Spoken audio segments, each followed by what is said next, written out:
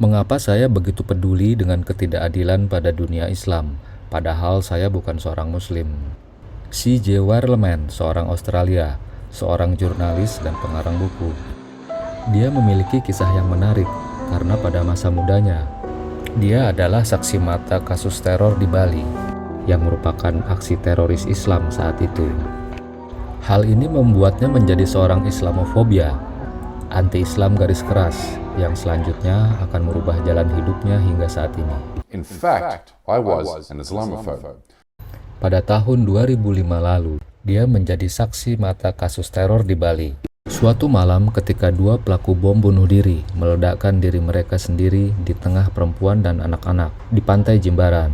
Korbannya 23 orang. It fell upon me and 4 of my closest friends to sort the living from the dead, and then move the injured to an area safely away from the beach until ambulances arrived.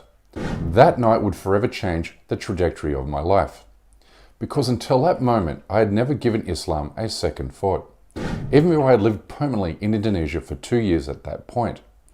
But for the days, weeks and months that followed, I became obsessed with Islam and blamed it for the horrific violence I witnessed that evening.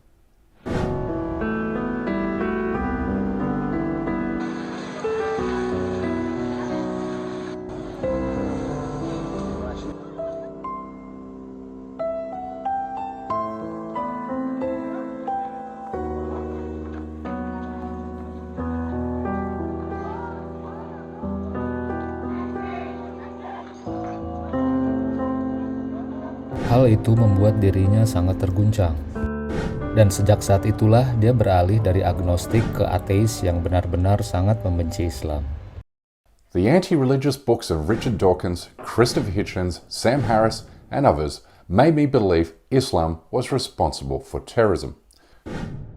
Dia menjadi seorang anti-agama ekstremis yang sangat radikal, baik itu Islamofobia atau juga pada agama ekstremis kejam yang lainnya.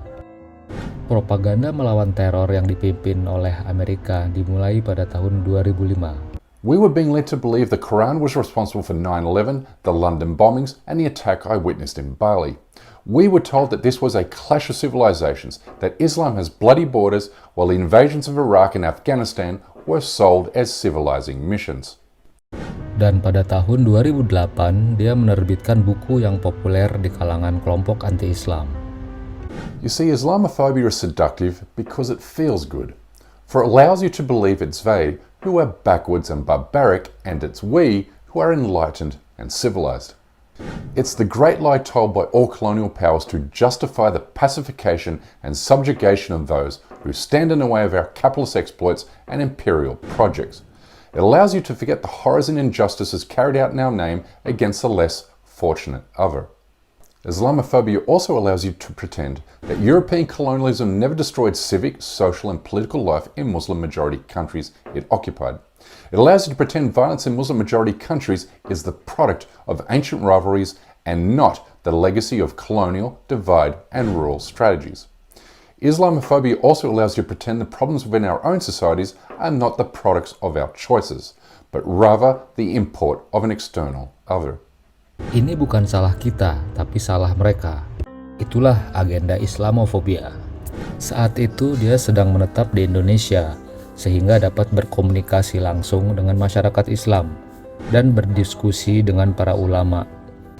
Itu membuatnya belajar memahami tentang Islam, Al-Quran, dan Nabi Muhammad. I came to see him as a remarkably inspirational figure, an individual who not only defended his people against devious enemies, but also a leader who delivered justice, peace and equality while eradicating corruption and vice. He was a revolutionary against oppression and injustice, the same way Jesus Christ stood up for the downtrodden and those crushed under the heel of Roman occupation. Dia sangat menyukai Islam. Itu tidaklah mengherankan, karena dia telah mempelajari agama ini selama belasan tahun terakhir, sambil tinggal dan bekerja dengan komunitas Islam. That as an agnostic, were I to one day be convinced of a holy creator, then I have no doubt that Islam would be the religion for me. Because as a journalist and a human rights activist, no other faith speaks to the values I hold dear to my heart. You see, Islam not only promotes justice and respect for human rights, but also teaches people to live together in peace and harmony, regardless of race, class, and belief. Dan dalam 14 tahun terakhir ini, dia menggunakan jurnalismenya untuk melawan gerakan Islamofobia dan ketidakadilan dalam Islam. You, like me, will come to see the unique and unmistakable beauty that sits within the Islamic faith. You just need to take the first leap. As for me, I continue to seek and attain a better understanding of what is indeed the world's most beautiful religion.